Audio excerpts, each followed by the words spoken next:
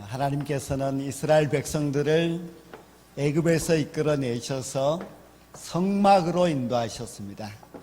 하나님은 출애굽 시킬 때도 그 출애굽의 목적을 하나님께 예배드리게 하기 위해서라고 말씀하셨습니다.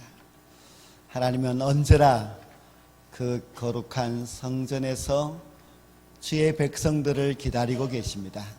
오늘도 이 귀한 하나님의 전에서 우리 하나님을 배웠고 또 하나님의 귀한 말씀을 들을 수 있는 은혜의 시간이 될 수 있기를 간절히 소망합니다. 하나님께서는 광야에서 모세를 통하여서 이스라엘 백성들에게 성막을 건축하게 하였는데요, 그 성막을 건축하는데 아주 중요한 원칙이 있습니다. 그 원칙이 무엇인가 하면은 하나님이 모세에게 내가 너에게 보여준 식양대로 건축하라고 말씀하셨습니다. 즉 성막의 건축은 하나님의 말씀대로 건축을 해야 됩니다.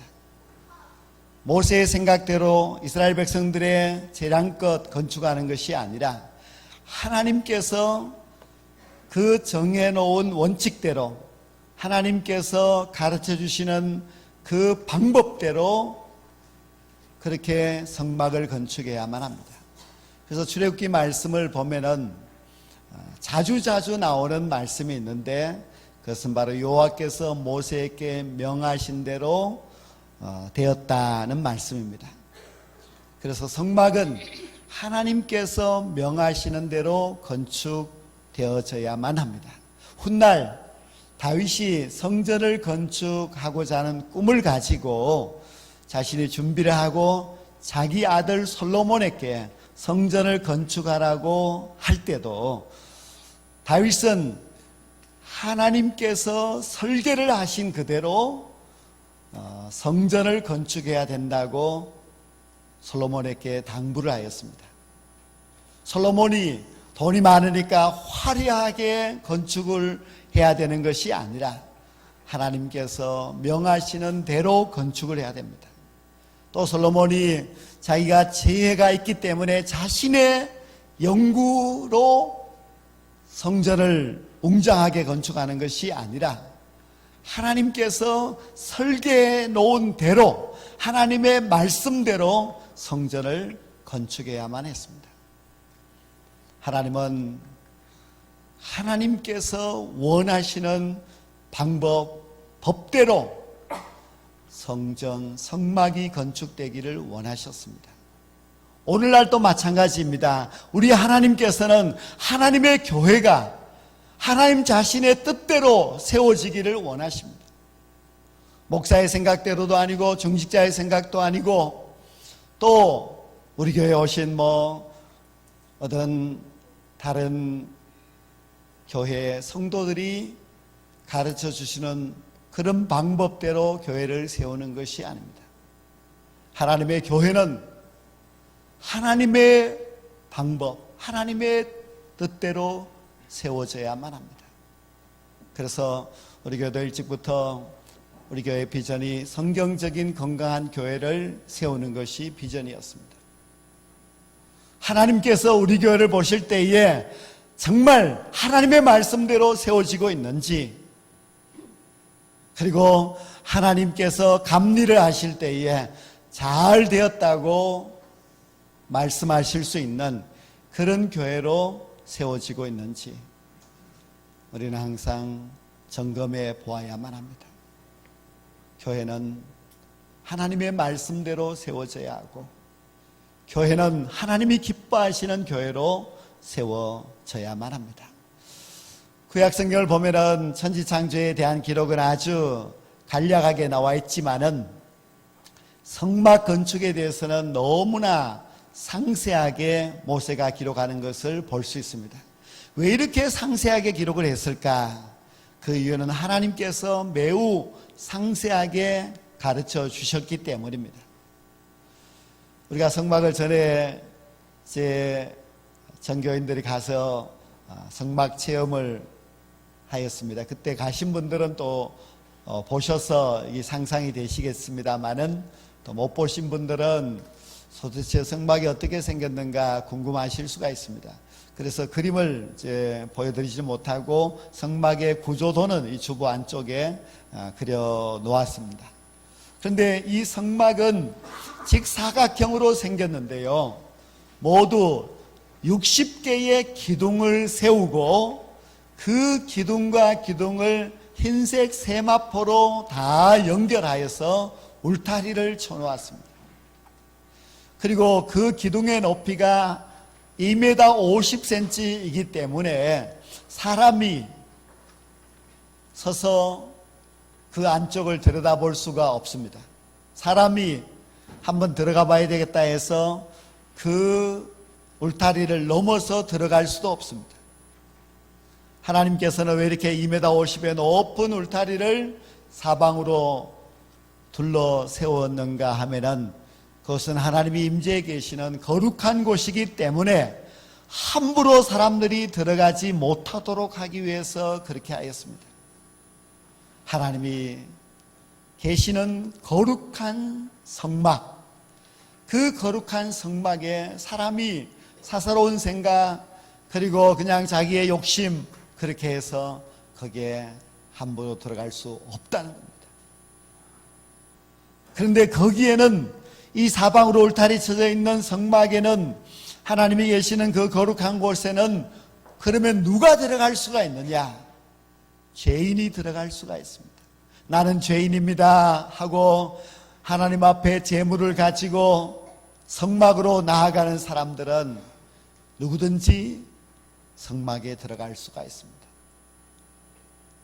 하나님께서는 오늘날에도 자신이 죄인임을 깨닫고 하나님 앞에 나아가는 모든 죄인들은 다 하나님께서 받아주시고 그리고 자신의 죄를 회개하는 모든 사람들을 하나님께서 용서해 주십니다. 그런데 이렇게 사방으로 울타리 쳐져 있는데 도대체 죄인은 어디로 들어가느냐 하는 것이 궁금한데요, 이 성막에는 동쪽 편에 문이 있습니다. 그 문으로 죄인들이 들어갑니다. 그런데 그 문은 크기가, 이 넓이가 10m가 됩니다. 10m라고 하는 문은 굉장히 넓은 문이지요. 이렇게 하나님께서 넓은 문을 만들어 놓게 하시는 것은 그 어떤 죄인도 다 들어오라는 하나님의 요청이 있습니다. 우리 하나님께서는 그 어떤 죄인도 다 받아주십니다. 일생 동안 하나님을 믿지 아니하고 살아왔던 죄인도 내가 죄인임을 깨닫고 하나님 앞에 나아가게 되면 하나님이 받아주십니다. 평생 동안 많은 죄를 지은 악한 사람이라고 할지라도 자기 죄를 깨닫고 하나님을 의지하면서 나아가면 그 넓은 문을 통하여서 하나님 앞에 나아갈 수 있습니다. 병원에 계시면서 평생 예수님을 안 믿었는데 마지막 죽음을 앞두고 내가 예수님을 믿겠습니다, 교회는 한 번도 안 갔는 사람이라고 할지라도 그가 예수님을 믿겠다고 하면은 하나님은 그 넓은 문을 통하여서 그를 구원의 자리로 들어오게 하십니다. 우리 하나님은 우리 인간을 구원하시기 위하여서 넓은 성막의 문을 만들어 놓으셨습니다. 근데 그 성막의 문은 동쪽 편으로 문이 나 있게 되어 있습니다. 근데 왜 동쪽이냐? 동쪽은 해가 돋는 곳이고 동쪽은 빛이 있는 곳입니다. 서쪽은 해가 지는 곳이고 서쪽의 의미는 절망과 어두움의 의미가 있습니다. 많은 죄인들이 서쪽을 향하여서 성막으로 들어갑니다. 그러나 그 성막 안에서 그가 죄사함을 받고 새롭게 된 후 동쪽을 향하여서 발걸음을 옮겨서 나아가게 됩니다. 어떤 죄인이라고 할지라도, 절망에 있고 죄악 가운데 있는 자라고 할지라도 하나님의 성막을 향하여서 들어가서 거기서 예수 그리스도를 만난 후에 죄사함을 받고 동쪽을 향하여서 저 빛 대신 예수 그리스도를 바라보면서 그 빛을 향하여서 나아가게 하는 것, 그것이 바로 오늘날 교회의 모습입니다. 그 어떤 절망적인 사람이라 할지라도 하나님이 여러분들을 기다리시는 이 성전에 와서 하나님을 진정으로 만나게 된다면은 여러분의 마음에 평안함을 얻고 이제 빛 되시고 구원 되시는 예수 그리스도를 향하여서 나아갈 수 있는 그런 놀라운 은혜를 우리가 입게 될 줄로 믿습니다. 근데 이 성막에는 이제 직사각형으로 되었고 60개의 기둥이 있고 넓은데 왜 문은 동쪽에 하나밖에 없느냐? 좀 사방에 문이 있으면은 들어가기도 좋을 것인데 왜 문은 하나인가 할 수 있는데요. 하나님께서 그것도 다 생각하시고 만드신 것입니다.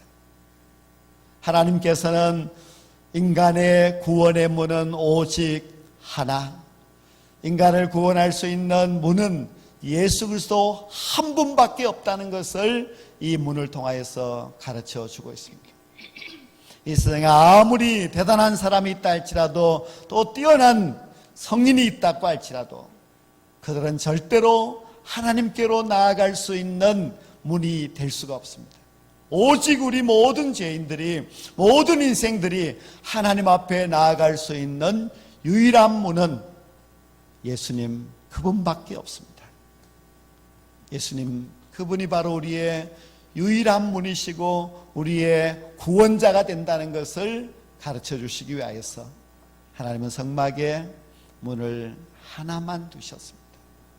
그러나 그 문은 작은 문이 아니라 큰 문입니다. 그 누구든지 예수 그리스도를 통하여서 하나님께 나아갈 수 있도록 하나님은 하나의 큰 문을 두시고 모든 인류를 향하여서 오라고 부르고 계십니다. 이스라엘 백성들이 죄 지은 자가 성막에 나아갈 때는 반드시 제물을 가지고 나아가야만 합니다. 제물 없는 제사는 있을 수가 없습니다.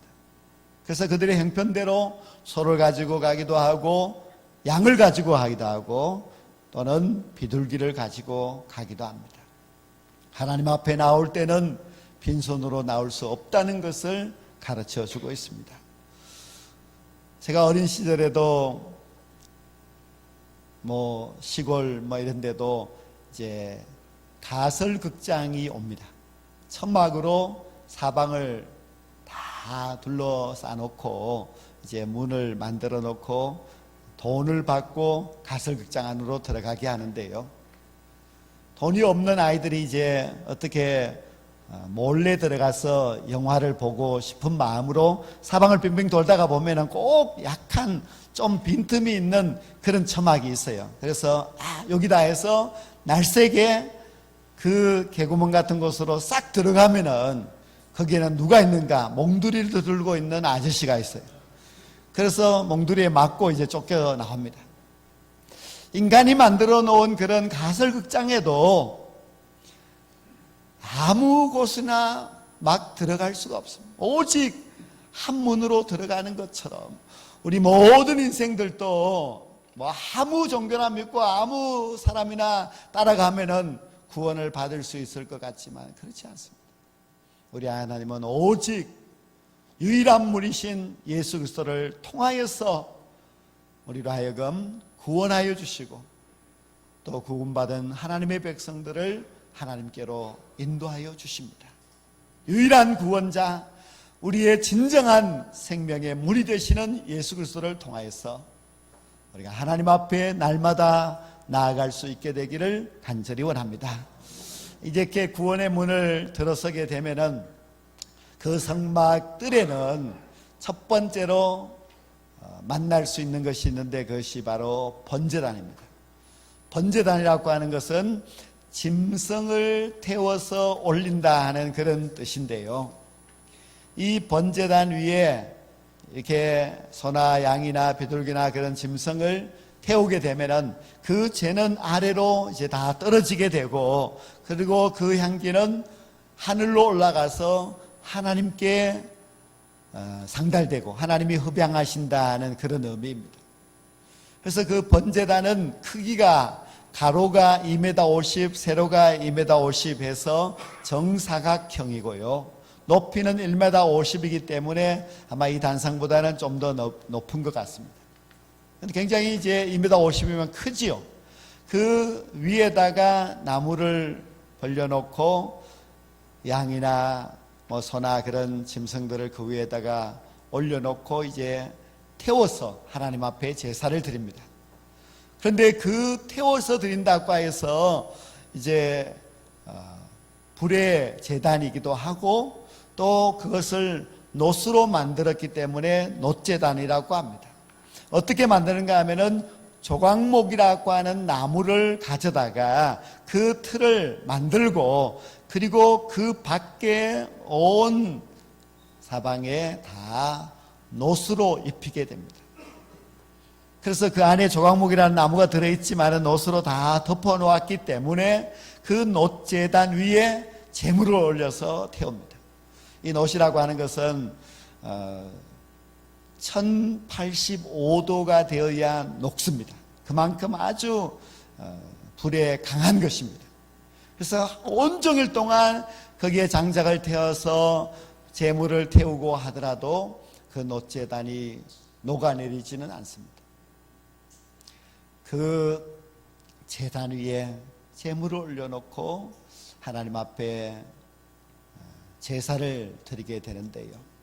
근데 이 놋제단에 어떻게 제사를 드리는가 하는 것은 레위기의 말씀에 나옵니다.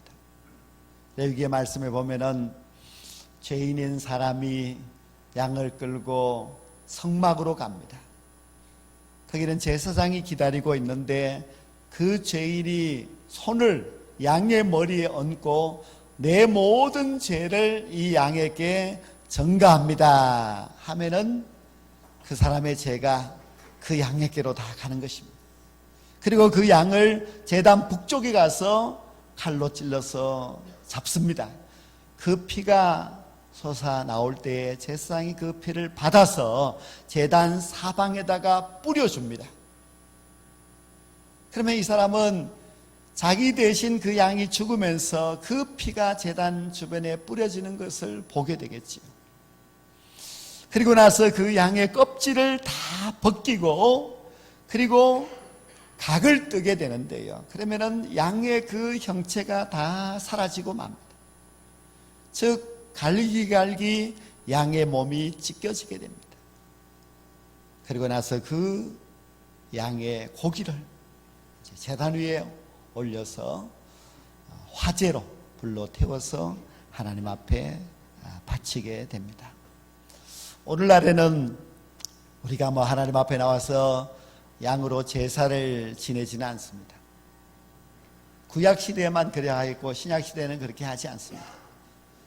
그러면 우리가 이 하나님의 성전에 나와서 예배를 드리는데 구약의 이스라엘 사람들은 양을 찔러 죽이고 양의 껍질을 벗기고 양의 각을 뜨고 하면서 그 번제단의 제사를 드릴 때에 그들의 마음이 어떠했으면 하나님께서는 그들에게 무엇을 원하셨는지 그 제사를 드리는 죄인들의 그 마음은 우리가 알아야 됩니다. 우리가 하나님 앞에 제사 예배 드리기 위해서 이 제단에 나왔을 때에 그냥 아무 생각 없이 앉아 있어서는 안 됩니다. 우리가 교회를 찾아오게 되면은 먼저 저 십자가를 바라보면서 나의 죄를 대신하여서 십자가에서 희생의 제물이 되신 예수 그리스도를 바라보아야만 합니다. 그 예수님을 만나야만 합니다. 그 예수님을 만남으로 시작을 하여서 예배를 드리는 것입니다. 그냥 와서 세상적인 생각하고 뭐 사람들을 왔는가 살피고 그렇게 하는 것이 아니라 예배자의 자세는 언제나 일찍 와서 십자가를 바라보면서 내 죄를 대신하여서 십자가에서 희생의 제물이 되신 예수님, 그분을 생각해야 됩니다. 생각만 하는 것이 아니라 그분을 만나야 됩니다. 그래야만 그것이 온전한 예배가 될 수가 있습니다. 하나님은 구약시대 때는 다 양을 사람의 죄를 대신하여서 죽게 하였습니다. 그러나 신약 시대에 와서 하나님께서는 양을 제사로 드리는 것을 없애시고 새로운 법을 만드셨는데, 그 새로운 법이 바로 우리 인간의 죄를 대신하여서 예수님께서 십자가에 달려 대속의 제물로 죽게 하신 것입니다. 그리고 나의 죄를 대신하여서 죽으신 그 예수 그리스도, 그분이 바로 나의 구원자라고 하는 것을 믿을 때에 하나님은 우리의 죄를 다 사하여 주시고 우리를 구원하여 주십니다. 우리는 하나님 앞에 나올 때에 꼭 첫 번째 통과해야 될 관문이 바로 번제단입니다. 구원의 문을 들어선 우리들이 번제단에서 우리의 죄를 용서함 받을 때에 하나님께로 나아갈 수 있습니다. 번제단을 거치지 않고 성소로 들어갈 수 있는 사람은 아무도 없습니다. 모든 사람들이 다 하나님 앞에 나와서 이 번제단을 통하여서 그 첫 번째 관문을 지나서 하나님께로 갈 수 있는데, 이 번제단에서 우리가 무엇을 해야 되는가 하면은 우리의 죄를 사함을 받아야 됩니다. 우리의 죄가 어떻게 사함을 받을 수가 있습니까? 우리가 회개할 때에 사함을 받을 수가 있습니다. 우리는 어떻게 회개해야 합니까? 회개를 어떻게 하는 것이 맞습니까? 구약시대에는 양이 끌려가면은 그 양이 그 사람의 죄를 대신하여서 죽지요.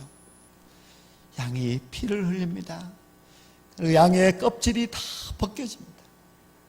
그리고 양이 각을 떠서 그 형체를 다 고기 덩어리로 갈갈이 찢어지게 만듭니다. 그것을 보는 그 사람의 마음이 얼마나 아프고 자기 죄에 대해서 얼마나 철저하게 회개를 하겠습니까?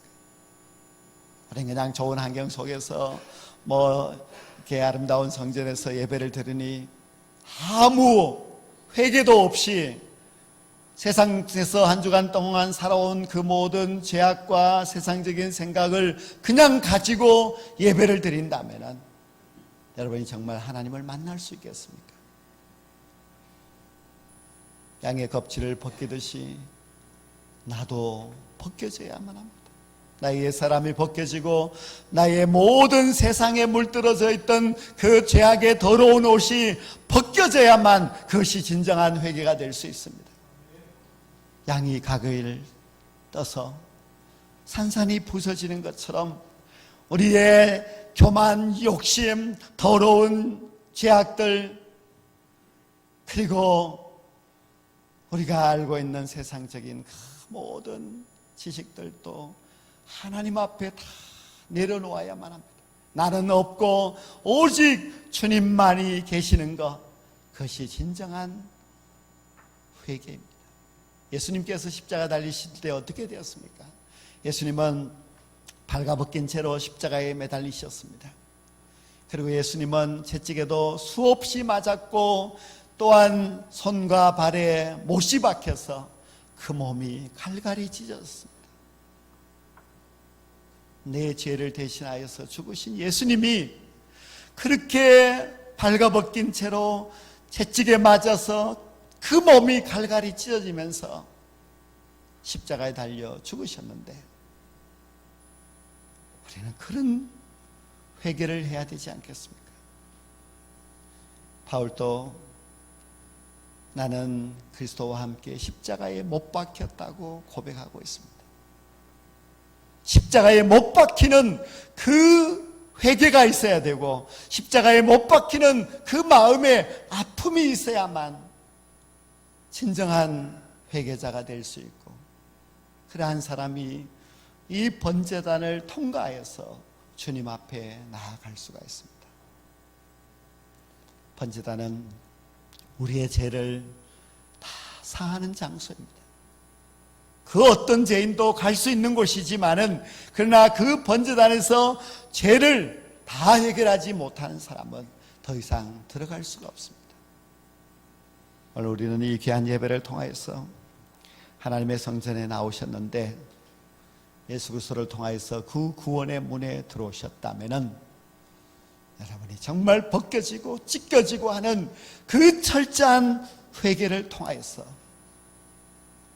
여러분 자신이 번제단에 올려지는 거룩한 산 제물이 되셔서 존귀하시고 거룩하신 우리 하나님을 만날 수 있는 그 자리로 나아갈 수 있는 저와 여러분 모두가 될 수 있기를 간절히 원합니다. 기도